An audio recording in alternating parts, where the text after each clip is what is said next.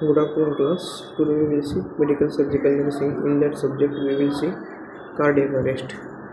Cardiac arrest म्हणजे काय ते बघूया आता. त्याचं पहिले introduction. Cardiac arrest describe the sudden and complete loss of the cardiac output due to the systole, ventricular tachycardia or fibrillation, or loss of mechanical cardiac contraction, pulseless electrical activity. Death is virtually inevitable unless effective treatment is given to promptly.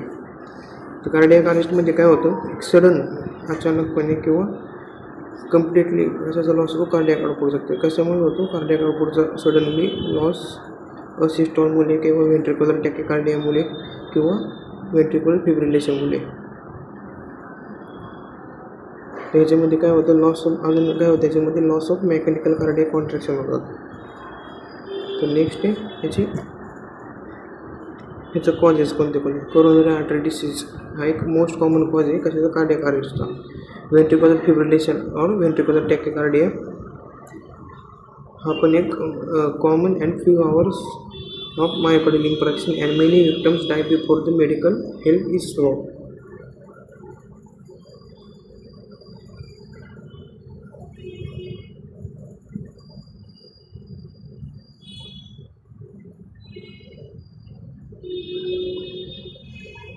हे आहेत त्याचे causes.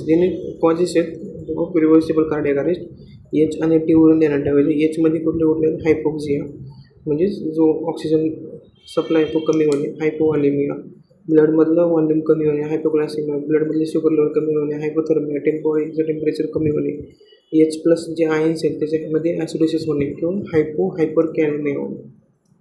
टीमध्ये कुठले toxins, जे ब्लडमधले toxins आहेत ते वाढणे, thrombus, pulmonary embolism, last लेक्चरमध्ये बघितल्याप्रमाणे थ्रोम्बस ॲक्यूट पल्मोनरी सिंड्रोममुळे पण आपल्याला कार्डियाक अरेस्ट होऊ शकतो. टेन्शन, न्यूमोथोरॅक्स आणि temporal cardiac. Symptoms of the cardiac arrest. तर सिम्पटम्स कुठले आहेत कार्डियाक अरेस्टचे? सडन कॉलेप्स होतो पेशंट, पल्स आपल्याला सापडत नाही पेशंटचे, ब्रिदिंग होत नाही पेशंटची, जो पेशंट आहे त्याचा कॉन्शियसनेस आहे तो लूज करून टाकतो आणि जे प्युपिल्स आहेत त्यांच्यामध्ये एनलार्जमेंट होतं. आणि याचं डायग्नोसिस कसं करणार आपण? क्लिनिकली याचं डायग्नोसिस करतो. ह्याच्यामध्ये विक्टिम अनकॉन्शियस आणि पल्सलेस असतो. Breathing may be take sometimes to stop completely after the cardiac arrest. Cardiac अरेस्टमध्ये इमिडिएटली ब्रिदिंग हे स्टॉप होत नाही, ती काही वेळानंतर ब्रिदिंग स्टॉप होते. Delay can be deadly. Patient delay is biggest cause of not getting care fast. Do not wait more than the few minutes at the most. ज्यावेळेस cardiac arrest होतो त्यावेळेस त्याला इमिडिएटली सडनली लगेच treatment provide झाली पाहिजे, medication वगैरे पेशंटला गेले पाहिजे, तरच पेशंटचा जीव वाचू शकतो. तर आपण याचं मॅनेजमेंट कसं करतो? ABCD ने मॅनेजमेंट करतो. ए म्हणजे काय? एअरवे पेशंटचा ओपन करतो, ब्रिदिंग प्रोव्हाइड करतो पेशंटला, सर्क्युलेशन म्हणजे CPR देतो, आणि डी म्हणजे डिसॅबिलिटी प्रिव्हेंट करतो, आणि ई म्हणजे एक्सपोजर. एक्सपोजर कसं करायचं? कसे क्लॉथ रिमूव्ह करायचे, डिफिब्रिलेशन द्यायचं, आस्कल्टेशन करायचं चेस्टचं, असेसमेंट करायचं ॲनाफिलिक्सिसचं, आणि कुठली इंजुरी आहे का त्याचं. BLS म्हणजे बेसिक लाईफ सपोर्ट पेशंटला प्रोव्हाइड करायचं. जर तुमच्यासमोर पेशंट कोलॅप्स झाला असेल त्यावेळेस आपण BLS प्रोव्हाइड करतो, पेशंटला CPR प्रोव्हाइड करतो. त्याच्यामध्ये एक अल्गोरिदम सांगितलेलं आहे, त्याचे बघूयात. Secure the scene. ज्यावेळेस असा पेशंट कोलॅप्स होतो त्यावेळेस पेशंट पहिल्यांदा पेशंटला सिक्युअर करायचं, त्याने चेक करायचं पेशंट इज अनरिस्पॉन्सिव्ह आहे का. त्याच्यानंतर कॉल फॉर हेल्प किंवा कॉल फॉर हेल्प करायची. त्याच्यानंतर पेशंटची ब्रिदिंग इफेक्टिव्हली आहे का ते चेक करायची. पल्स आहेत ते मोर दॅन 10 सेकंडपेक्षा जास्त चेक करायचे नाही. जर पल्स प्रेझेंट असतील आणि ब्रिदिंग नॉर्मल असेल तर पेशंटला clear everything away from victim and allow ED to analysis the victim. ED म्हणजे ऑटोमॅटिक इलेक्ट्रिकल डिफिब्रिलेटर पेशंटला लावायचं आणि जे रिदम्स आहेत ते चेक करायचे. जर पल्स प्रेझेंट असतील पण ब्रिदिंग ॲबसेंट असेल किंवा ॲबनॉर्मल असेल त्यावेळेस आपण काय करतो? रिस्की करतो ब्रिदिंगला. नो ॲडव्हान्स कुठला पण आपण एअरवे त्याच्यामध्ये टाकत नाही. एक ब्रीथ देतो आपण 5 ते 6 सेकंदामध्ये एक ब्रीथ प्रोव्हाइड करतो. आणि ॲडव्हान्समध्ये आपण एअरवे टाकतो पेशंटला, याच्यामध्ये 6 सेकंदामध्ये एक ब्रीथ प्रोव्हाइड करतो. आणि ज्यावेळेस पल्स पण ॲब्सेंट आहेत आणि ब्रिथिंग पण ॲब्सेंट आहे किंवा ॲबनॉर्मल आहे, त्यावेळेस आपण काय करतो, इमिडिएट हाय क्वालिटी CPR देतो 30 कंप्रेशन आणि 2 ब्रेथचा. त्याच्यानंतर AED यूज करतो, त्याच्यानंतर शॉक प्रोमोट करतो. आणि शॉक दिल्यानंतर परत आपण इमिडिएटली लगेच रिझ्यूम करतो CPRला for 2 minutes after the shock, no shock signal for AED. ही आहे चेन ऑफ सर्वायवल.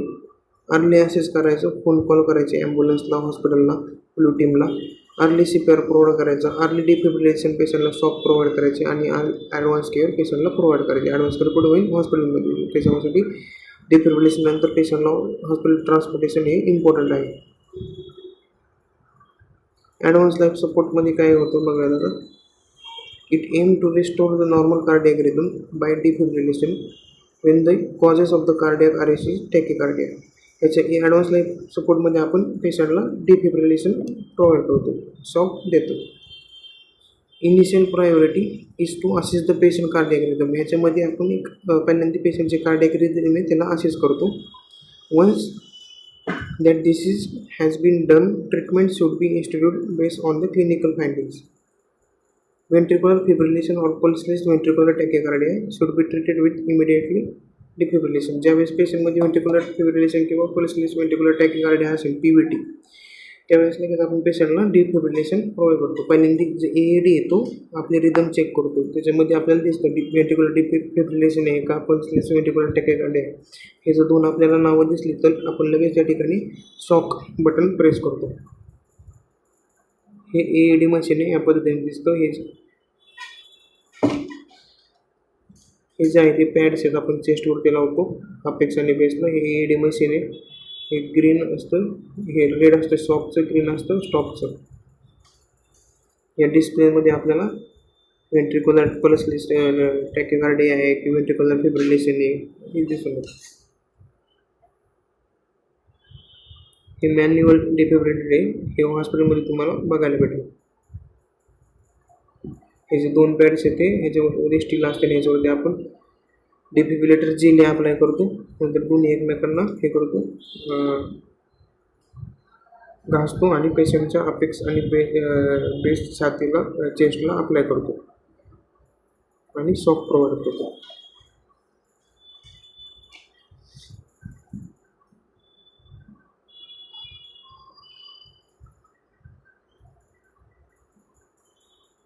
तर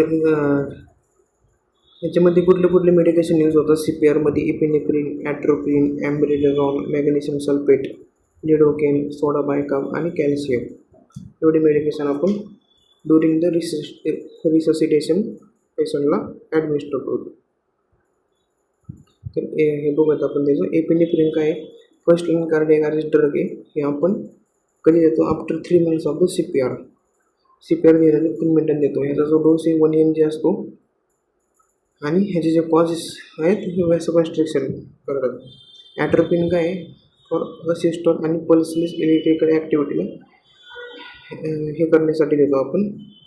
ज्यावेळेस रेट लेस दॅन 60 बीट पर मिनिट असतो त्यावेळेस आपण ॲट्रोपिन ड्रग प्रोव्हाइड करतो. ह्याचा जो डोस आहे हा 3 mg is given single intravenous dose, increasing sinus automaticity and facilitating AV nodes conduction. Amidron हे जे ड्रग आहे हे व्हेंट्रिक्युलर